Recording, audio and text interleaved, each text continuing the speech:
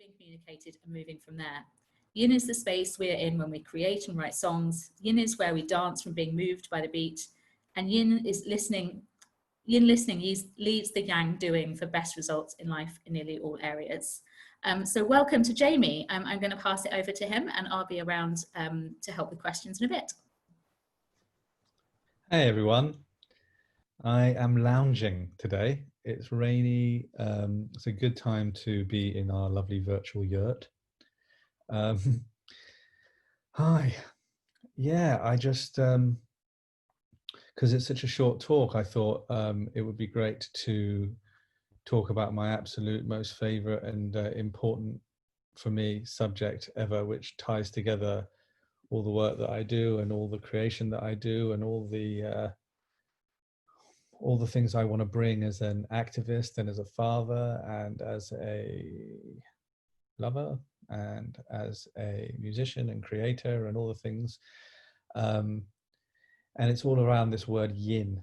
And so I'm just going to zap through this sort of checklist that I hope will be useful for you. And it has really, really lit up my life and made a huge difference to the practice, not just the concepts and the cognitive stuff, but the actual real livingness of life. And it is this word yin. So I'm sure many of you know the ancient Taoist yin yang sign. Probably some of you have got it tattooed on yourself somewhere. And it represents two kind of halves, and one half is yang and one is yin. My interpretation or way of expressing that is that we each, all of us, boys and girls, have a yang and a yin side to our nature.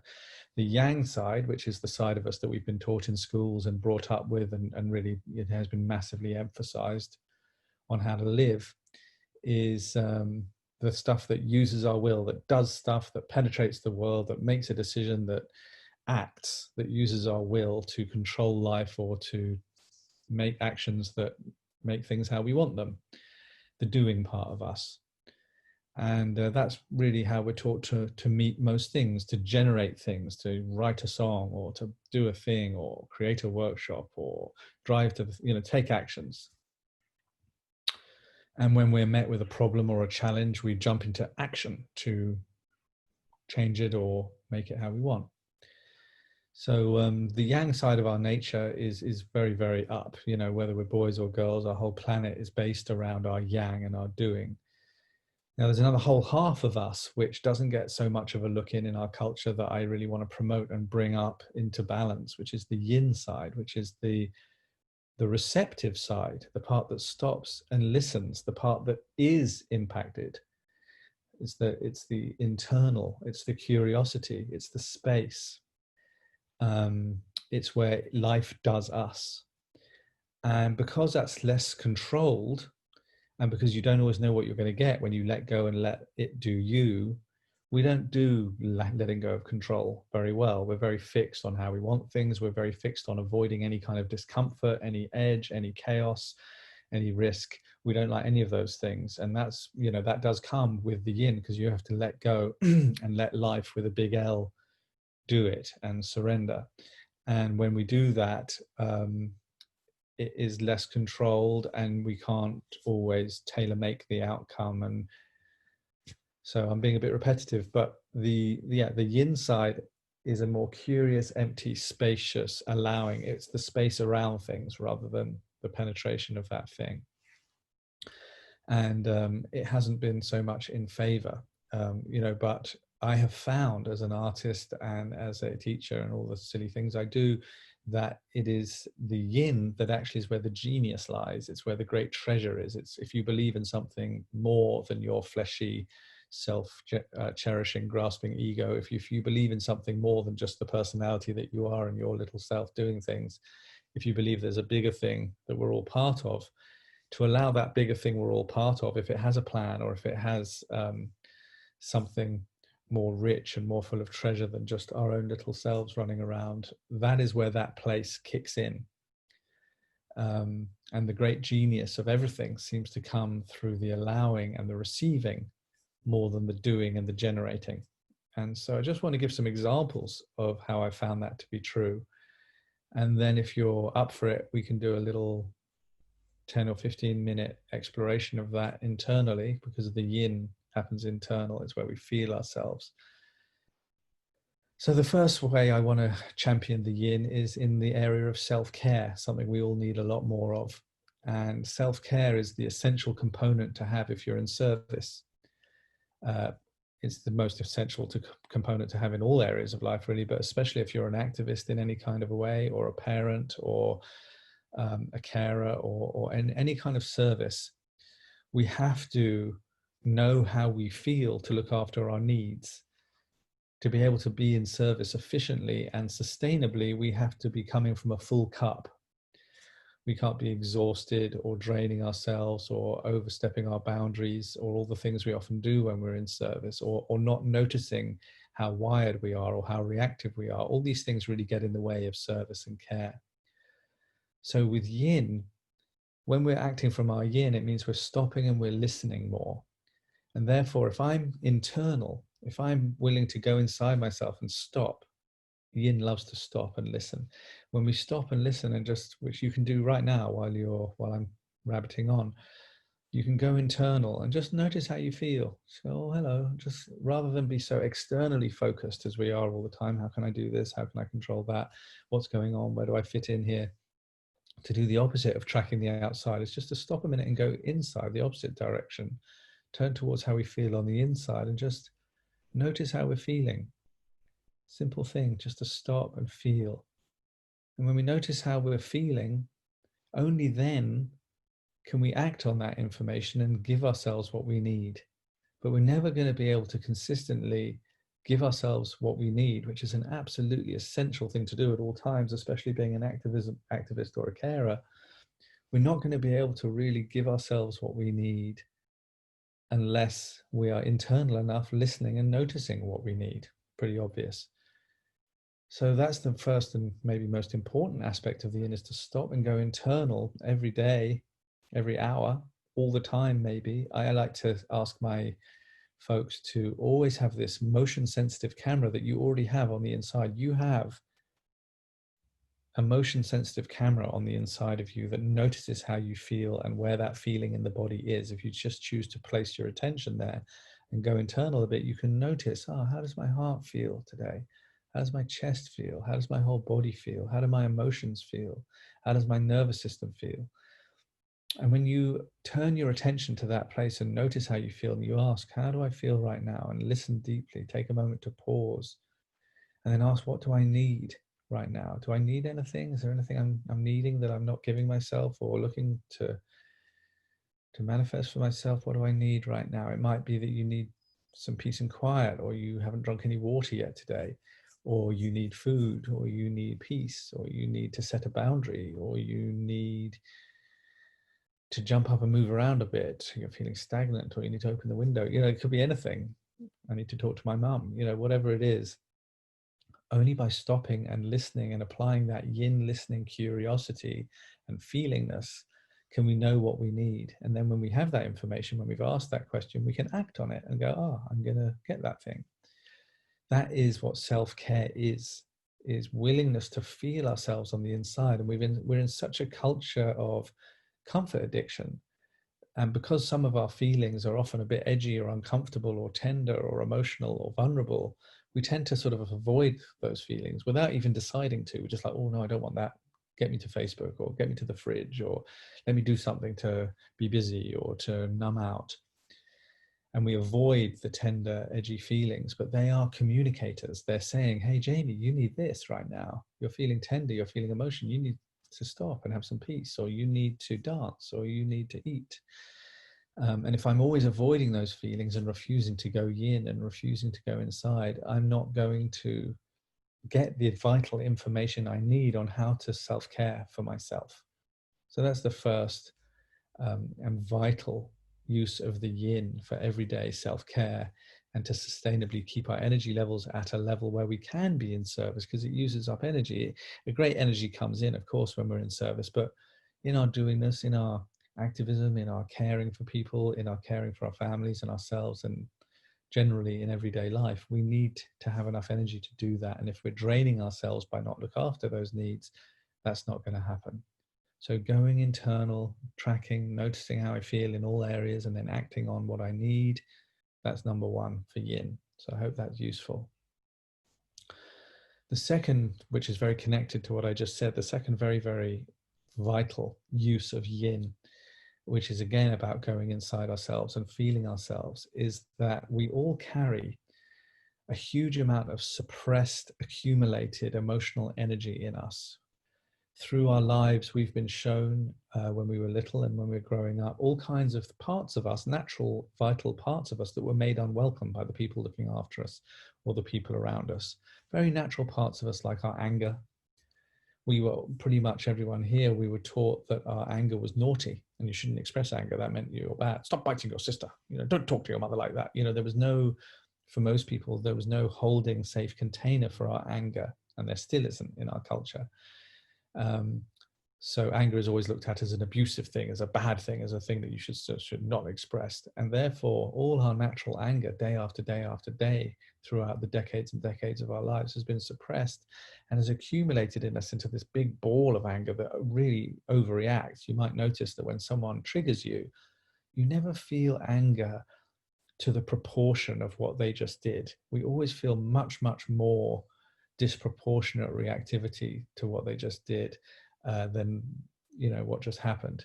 That's because we're not just feeling today's anger, we're feeling the activation of the accumulation of that great big lump of suppressed anger that lives in us. And that's not just the anger, the tears. We were all taught not to cry, especially boys. It was weak and it wasn't manly to cry. It meant you were a wimp.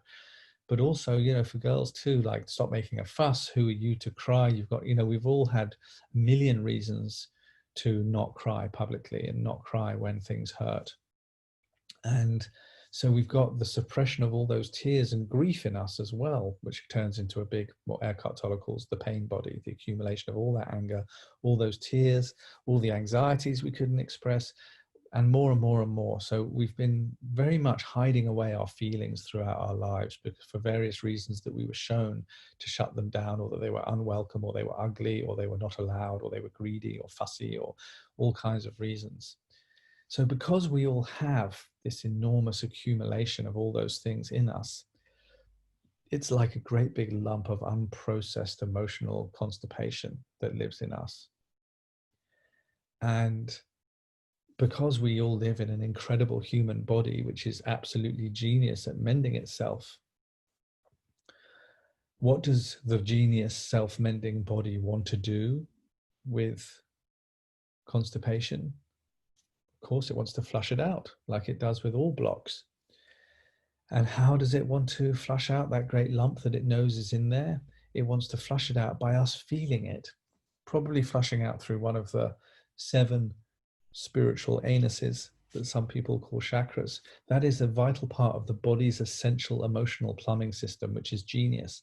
But because it comes with edgy, uncomfortable feelings, sometimes we've written it off. We don't do that. We run somewhere else whenever we feel one of those things. So every time we feel something edgy or emotional, or someone triggers us, we're like, no, don't want to feel that. And we go into battle, control, manipulation, escape, numbing, addiction, something, anything but feel the uncomfortable feeling.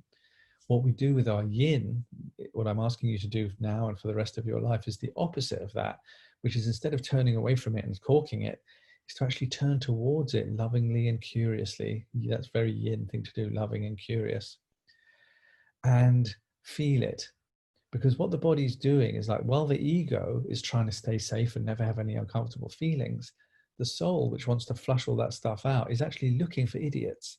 It's looking for triggers so that it does get stirred up. And when it gets stirred up, and we dare to actually be skillful and brave and go inside and feel it being stirred up and be a bit loving about it, then the body, it shits out the uncomfortable, blocked, a cupful, a bucketful, a thimbleful today. The body's genius is always to looking to give you, to flush out some of it today. And so while the ego is looking at all the challenging people as things I don't want, and oh no, I have to suffer this, the soul's curriculum just looks at all those stirring up things that it wants as walking laxatives. That's what the challenging people in your life are. They're walking laxatives. They're ways to stir up those feelings that your ego thinks it doesn't want. So that if you're brave and you're a black belt ninja noticer, you can breathe with it and go, oh, and just feel it. And then the body just in its natural, you don't have to do anything other than be present with it, with your yin, just listening, present, attentive, welcoming, curious, just allowing it to be felt, which is not something we do very willingly. But if you could become a bit more willing to just say that I am a human who is now willing to feel some of my uncomfortable feelings, then the body's genius does it all by itself. You don't have to have any great dissolving skills. You don't have to do Vipassana or Taoist meditation. You don't have to do anything clever. Just by being willing to put our attention there, the body's genius self-calibrating emotional plumbing will do the rest. So that's another absolutely vital element of the use of yin, is to turn towards the edgy feelings when they get stirred up and allow the body's genius emotional plumbing system to poo out some of the great accumulation of tears and rage and anxiety and grief and other things that we all carry. So that is so vital. I mean, just that alone turns your life from a massive melodramatic overreactive series of events to a much calmer, more willing, more participatory system. So that's another one. The yin is also the genius space where songs come from. When you write a song, I've made my living in my life by writing songs. And when you write a song, you don't generate a song. A lot of people think when we do something creative, we have to generate that thing. We've got a blank page and we have to come up with something. We have to make something. But that's not really where the genius comes from. That's yang, doing something. But the yin is really where genius songs come from. You kind of listen for a song. You kind of twiddle around on the guitar and you almost pretend you're not doing it. You're just humming and listening. And then a great melody goes, da, da, da, oh, that sounds good. And you write it down. But you're really just a secretary for the muse. It comes in. A lot of people who are artists will bear me out on this, that it feels like it's coming through. You feel like you're channeling something coming through. You're not originating it. Even though we get very fussy when somebody takes one of our ideas. That's my idea. We get very fussy and very protective about our ideas, even though ironically we did absolutely nothing to generate them. An idea is received, a great idea and inspiration pops in. That's why we say it popped into my head. It's a receptive thing. It's a yin thing. So when creating, to be dropping into the yin, the listening, the emptying and seeing what comes will bring much, much more genius than thinking I have to think something up. I will play G, then I will play D. That's not how a great genius song comes. So the yin for writing, for creating, for getting into the flow and letting it do you is really where genius comes from. Yin is where the great bliss of dancing comes from. And a lot of people think, God, I couldn't live without my dancing, whether it be 5 rhythms or all the other kinds of dancings on a Tuesday evening. A lot of people are like, couldn't live without it, because we're so busy in our yang, in our controlling, in our generating, in our surviving in our lives. Often for people, their one evening of dancing a week is the only chance their yin gets to flourish and gets fed. When you're dancing comfortably, you're in your yin. It's the beat that's moving you. You're not dancing on purpose, going, I'll do this, I'll do that, move the left shoulder, unless you're really uncomfortable and self-conscious. When you're dancing comfortably and healthily, it's you being moved by the beat and you're totally letting your body go yin. And that's why it's so refreshing and so nourishing, because the body and your system really needs yin to come back into balance. And it's often for people the only time where they let that happen. So yin is where we dance. Yin parenting is definitely for me the way to go. When you're a yang parent, which is often probably where you and I grew up, it's like, get your shoes on, get a haircut, be an accountant. You know, like they were molding you to be the kind of somebody, like Ram Dass said, we all go into somebody training. And it was kind of yang. We were penetrated by somebody else's ideas of how we should be, and constantly molded and penetrated and shunted. And that was a yang way of parenting. But I'm hoping now for all of us, we're more into like the yin parenting, which is where we're listening. Yin is the listening. It's the space around the tomato plant or the child to let it grow into whatever it wants to be in an unprescribed way. So yin parenting, yin parenting is where we are totally responsive and listening to the child, and we see where it wants to go. We see what it needs. We see even when it's making a fuss or acting out, what's underneath it. Yin is amazing at listening to what's underneath things, not just the surface of things, but actually even when a child is being awful, there's always when you're being awful, even there's always a legitimate need underneath not being met, and the yin is great at listening for that, being much more sensitive and tuning in and being curious and being sensitive, and then yes, they're acting like a twat, but what they really need is some supper. Shit, I didn't feed the child. Or they need a cuddle, or you notice what the need is underneath the child or yourself with yin, and then you can meet that need. So yin parenting and letting the child lead where it's going and just being in support of that is, for me, the way. The other place where yin is absolutely vital, and again brings the absolute breast treasure, is in lovemaking. When you're yang lovemaking and you're doing, and this might work and that might be pleasurable and this, I should do this and that, and you're in your head, you won't really have a great time. But when you're in your yin and you're listening and you're so sensitive to who you're with, you're listening to them, you're smelling them, you're every sound, every shape, everything that they're giving off, you're taking in, you're receptive to, you're sensitive to, then you will respond and have the most beautiful lovemaking available through starting with the yin. Everything starts with the yin, listening, and then it knows what to do, and then the yang can act. The yin always leads the yang in all the ways I've just said. So you're going to have the most beautiful lovemaking by starting in your yin and listening and being sensitive. And then whatever you do, act, choose with your yang will be guided by your deep yin listening. And you'll always probably have the most beautiful lovemaking that way. So the yin, whether you're being creative or as a parent or as a songwriter or as a making love or pretty much in a challenge, go yin, stop, empty, feel. Same in trauma or in conflict. When somebody upsets you or says something rude, we want to jump straight back in with our yang. So don't you talk to me like that, or get it back how I want. We want to go into action because it feels so horrible. We think we have to take action to quickly make that feeling go away. But if we're willing to feel some of our uncomfortable feelings, when there's a trauma or a conflict, instead of jumping into action, it's counterintuitive at first, but the habit grows, is to stop. Listen, feel, oh, that was intense. And if you stop, that's why it's actually one of the old wives' tales to count to 10. That's actually quite good advice. If you stop and wait, we so want to act, we so want to be right, we so want to control, we so want to make that uncomfortable feeling go away, we so want to prove ourselves, but actually, if we can just stop for a minute and listen and feel, then a deeper truth, a deeper guidance for how we should act always comes to the front. We have to leave that moment of space. And I think we've in many ways lost our ability to leave that moment of space before we act or say or do. When we leave that space, suddenly we're grounded. When we leave that space and breathe, suddenly we're here. The adult is here.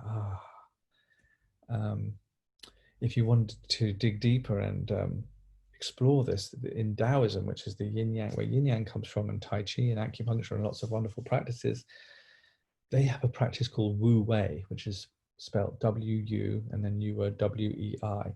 Wu Wei is the Taoist practice of active non-doing. It's brilliant. Deliberately not doing anything immediately, but waiting, listening, being curious. And then funnily enough, when we leave space, life's genius pours all kinds of great ideas and suggestions into that space. And it comes from somewhere greater than our grasping, limited little ego, which can't really see very much. It's stuck. I'm not saying the ego and the mind never comes up with any good ideas. Of course it does. But I've really found that in creation, in sex, in parenting, in activism, in all the areas that are precious to me, the yin listening and emptying first and tuning in and waiting and being and feeling will give me a lot more guidance on how to act, and not from a self-righteous place, not from a vengeful place, not from a controlling place, not from a fearful place, but from my real grounded, wise place. That's where my yin lives, and we have to leave a bit of space to hear that. So that's my little talk about all the different ways yin is essential and how I really feel passionate we need to bring it back. I'm thinking of starting a book called The Power of Yin to basically waffle out and pad out all the ways I just shared that. And I'm just, if you're willing, if you would like to do a little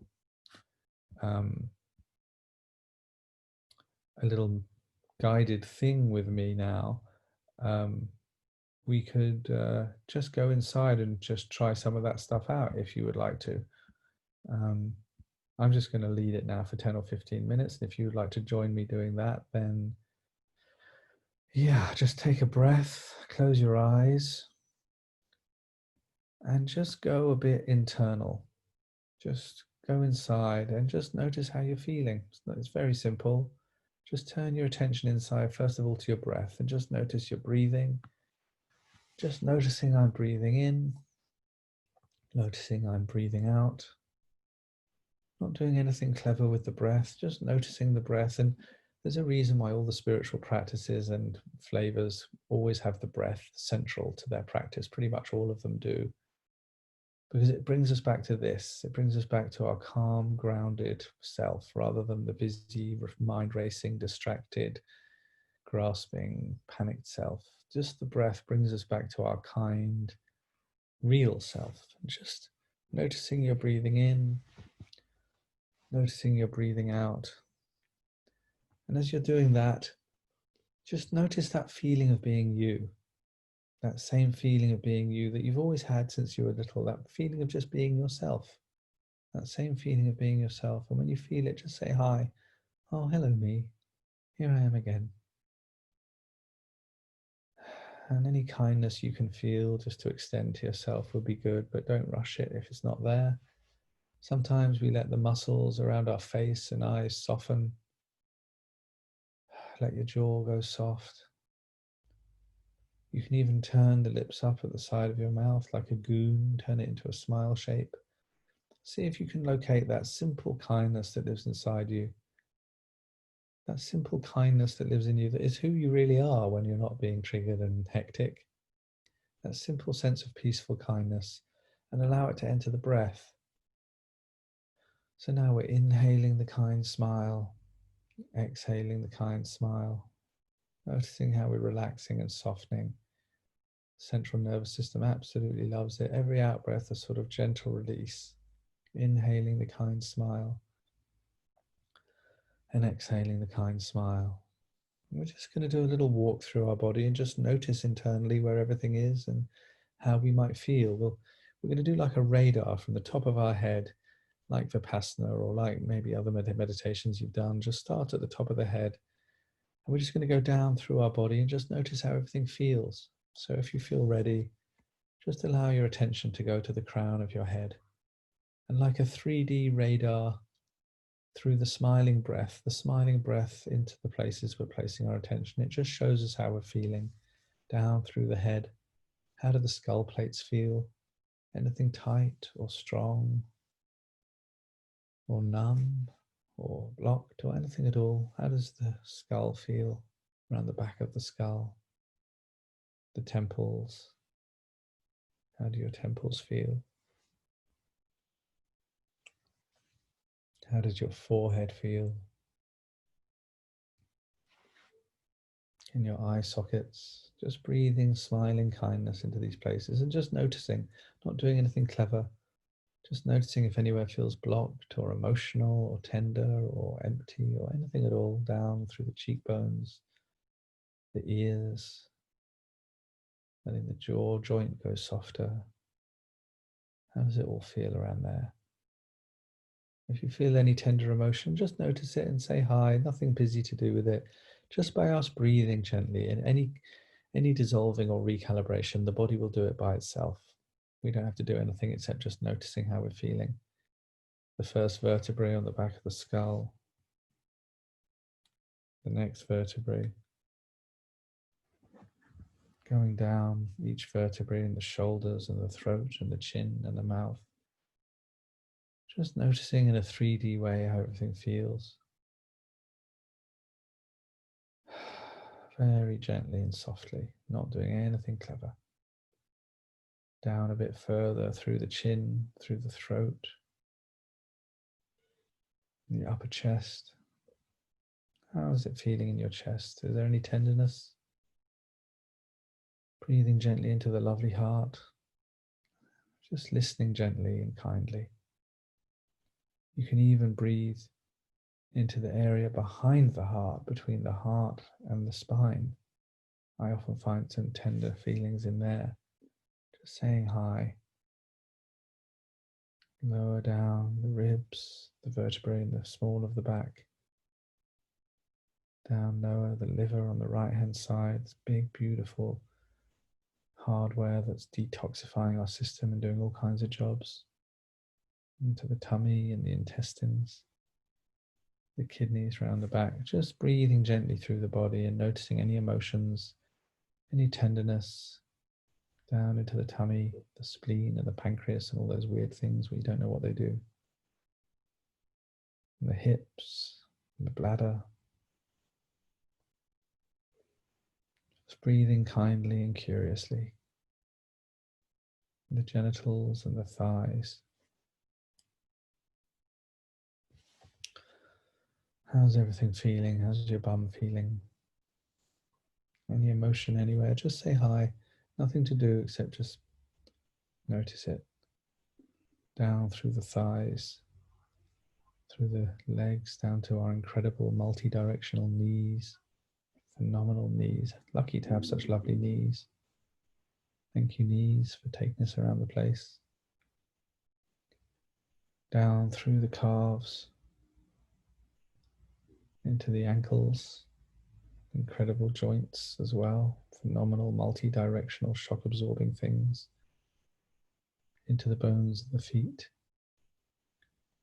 And just breathing through the whole body and just noticing how I'm feeling. And do I need anything? It's always great to ask that question. Is there anything I need right now? Every out breath, a bit more grounded, a bit more present. Now we're just going to try a little thing just to go deeper. Just want you to think, while we're so beautifully internal, just want you to remember the last thing recently that upset you.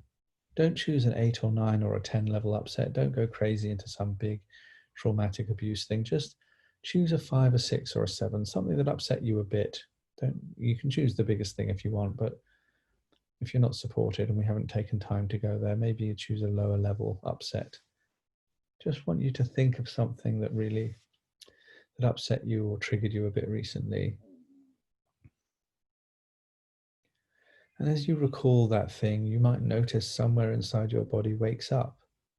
If you recall that thing that upset you, you might find somewhere in your throat or your heart or your belly, you might find somewhere inside your body through listening with our lovely, curious yin and sensitivity. When you think of that upsetting thing, notice where inside your body suddenly tightens up or starts feeling stuff. And now this lovely radar we were taking through our body, we're just going to localize it in that place. So instead of running away from that feeling or trying to escape it, just notice it and be willing to be curious about that feeling, as if your breath is in and around that feeling. Allow your breath to be a sort of radar cloud going in and around that feeling. So we're noticing, notice what shape it is, a 3D shape, that feeling. What shape is it? Just noticing it, looking at it like a casual observer with no drama. What shape is that feeling? What 3D shape? Where is it? Where is it? How big is it? And what shape is it? Just notice, breathing gently in and around it. And what color is it? If you looked at it and it had a color, what color is that shape? And what texture is it as we pay attention to it? Is it hard? Is it soft? Is it smoky? Is it glassy? Is it moving? Is it still? Is it vibrating? Is it throbbing? Or is it swaying? Just noticing all its qualities like a wine taster. We're so willing to feel it. We become like a wine taster of that feeling.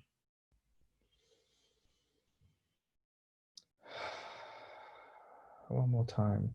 Ask those questions as if you're feeling it and looking at it as if for the first time ever, not the answers we had for. Where is it right now? Turn your attention inside.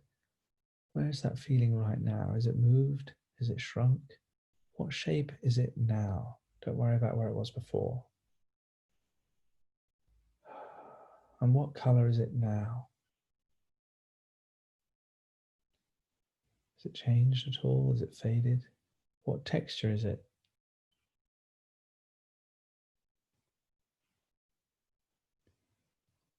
What texture is it? Is it moving? Is it still? Just being really curious about the taste and the texture and the sight of that feeling. Don't worry about the details. One more time, where is it now? Has it moved? Just breathing gently with it. Has it changed color? Has it changed texture or consistency? Just noticing, that's all we're doing.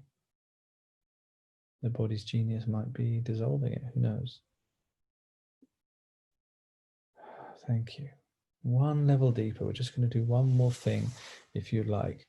This is a use of the yin that is even more full of juicy treasure. So if you would like to, just stay with that feeling. We're just going to ask it some questions, as if that feeling has a voice or a character or a mouth, as if that feeling has a voice, as if that feeling has its own wisdom. We're going to ask it 5 questions. Just tuning into that place inside, internally.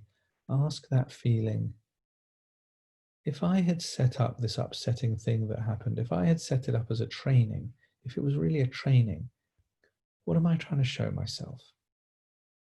Just let the question hang. We don't have to solve it with our yang mind. Just listening, see if anything pops into your head, just in a listening, spacious, curious way. If I had set up that experience actually as some sort of training, some sort of curriculum, what might have I been trying to show myself? What might I have been trying to show myself?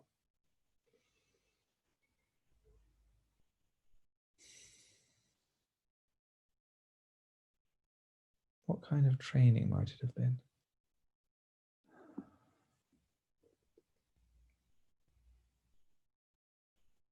Just curious, just welcoming, not being busy.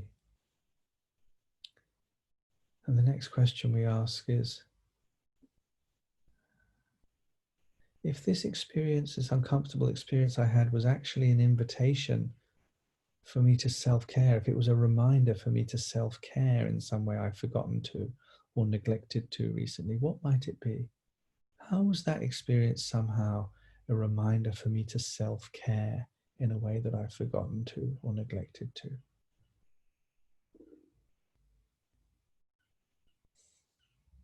How was it a reminder to self-care? Maybe not just in that situation, but in a broader sense.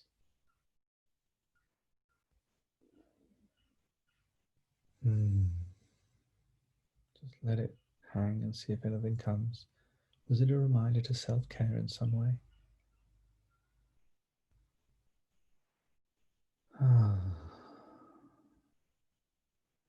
And the next question we ask is, how was that upsetting experience an invitation for me to show up more, be more honest, be more visible, maybe be more vulnerable? Is there any way that experience, that upsetting experience I chose to work with today, is there any way that it was an invitation for me to show up more, be more honest, state my truth more, maybe be more vulnerable or visible? How was it an invitation for me to show up more or be more honest?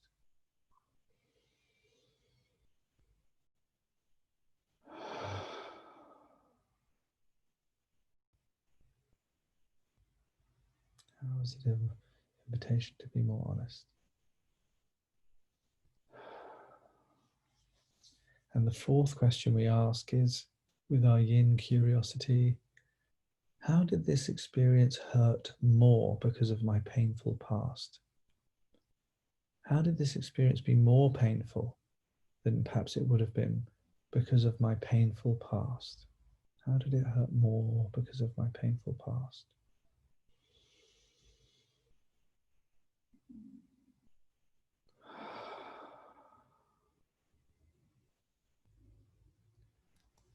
How did it hurt more because of my painful past? And the last question we ask, because we're all lovely service people, is through all of these questions and through this whole experience, what are the gifts I can share with others? Through this experience, what are the gifts I can share with others? Just let that question hang.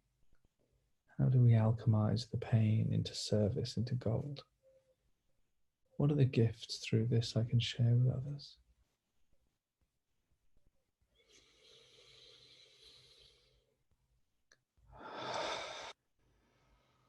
And then just rubbing our tummies, rubbing our hearts, rubbing the place that was tender, and say to that place, thank you. I will never abandon you and your feelings again. You're always welcome here. Just communicate to that voice, to that character inside, to that place. You're always welcome here. I won't abandon you. I won't push you away. I won't numb you out. I won't escape you. Thank you.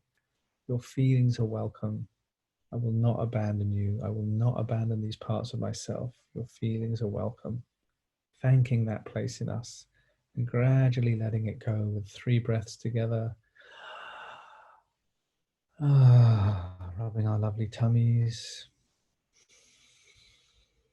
Letting our tummies fill up with today's intimacy, today's courage, today's love. One more breath.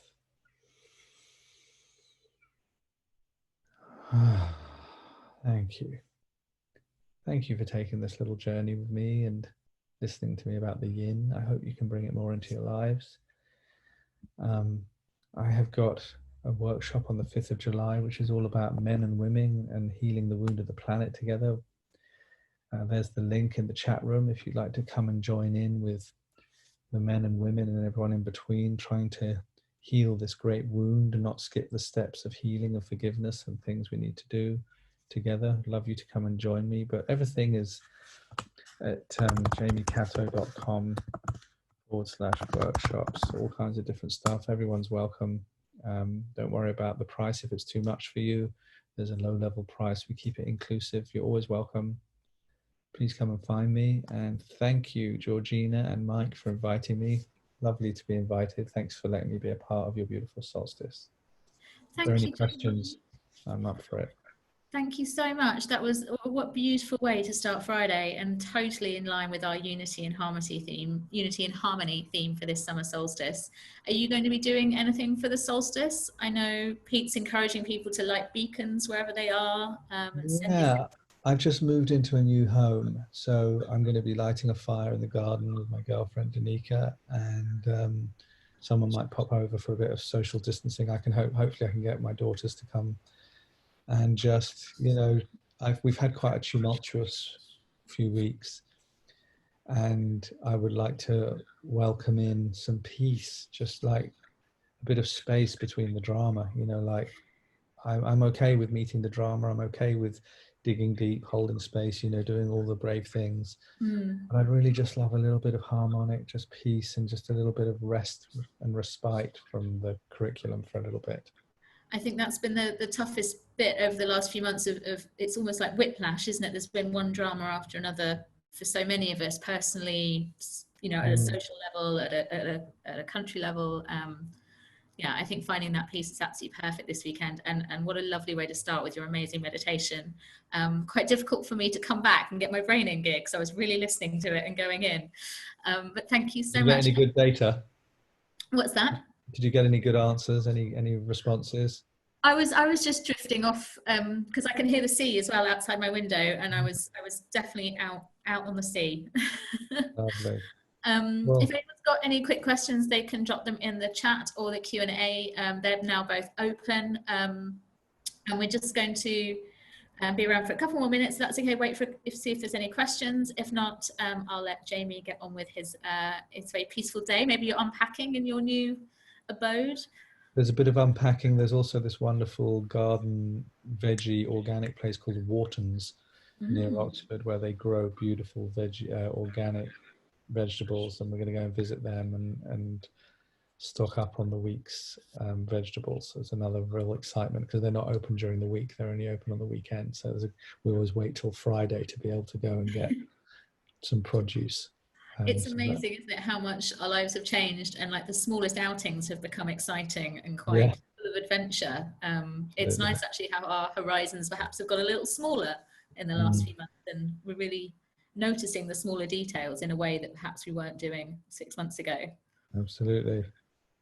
And it's great. Thank you so much for putting your website up there with the workshops. Are you on social media, or is the website the Yeah, best? I'm very easy to find. Jamie Catto. I'm everywhere. I just subscribed to Pebble Oh, magazine, brilliant. so I'm going to spend this afternoon leafing through ways to be. I really feel very passionate that activism has to be sustainable and has to be this twin trail that we were looking at in the yin. Unless we are very clean with our own self-righteousness, our own dishonesty, our own corruption, even in small ways, we can't stand for Occupy this or XR or any of those things without doing the internal cleaning first. Otherwise, we just put more self-righteousness, anger, death, fear, powerlessness, daddy issues.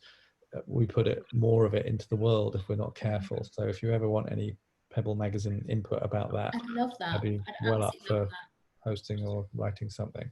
That would be fantastic. And everything we're about is sort of that everyday activism, we call it, those small steps you can take at home, and also being a bit less judgmental on yourself, because as you know, your wonderful session was there, we're not perfect, and we definitely don't make the best decision every time, all day, every day.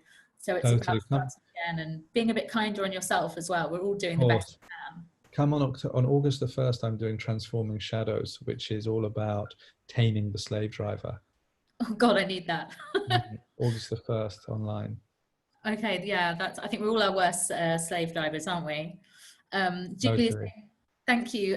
Perfectly aligned with what this is all about. The work starts with us, and the beautiful energy is rippling out and riding on the energetic super wave of this solstice eclipse new moon weekend. Whew. Yeah, thanks, Julie. That's amazing. Thank you, Natalie, for your kindness. Much appreciated. Wonderful. Well, look, Jamie, you go and be kind to yourself and unpack, and that's quite stressful in itself. And we'll catch up again, I'm sure. But thank you Once so again, much. thank you, Mike. Thank you, thank you, Pete, for inviting me. Very, very honoured to be part of your lovely solstice. And everybody else, have a beautiful weekend full of music and cheer, and remembering how short and finite our human life is. Please don't skip the joy. Bye. Enjoy. Thank you. Oh, guys, that was amazing. What a way to start a festival. Although I'm now so chilled out that I've got to get back on it.